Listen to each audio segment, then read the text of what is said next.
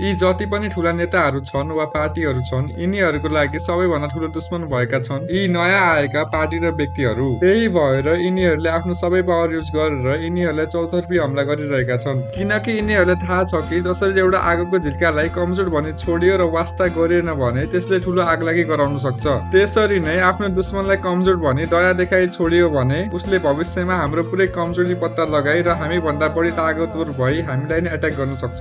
यसैलाई the 48 law of पावरका author Robert ग्रिनीले आफ्नो बुकको ल नम्बर 15 मा क्रस योर एनिमी टोटली भनेर लेखेका छन्। उनले भन्छन् सत्तामा टिकिरहनको लागि जब तपाईको दुश्मन भन्दा बढी पावरफुल हुनुहुन्छ त्यति बेला आफ्नो पुरै पावर युज गरेर भए पनि आफ्नो दुश्मनलाई सबैतिरबाट अट्याक गर्नुहोस् र पुरै डिस्ट्रोय गरिदिनुहोस्। तर एउटा कुरा याद राख्नुहोस्, हारेको शत्रु हिन्दी फिल्मको इच्छाधारी नागिन जस्तो हुन्छ जसले आफ्नो बदला लिन वर्षौं वर्ष पनि कुर्न सक्छ।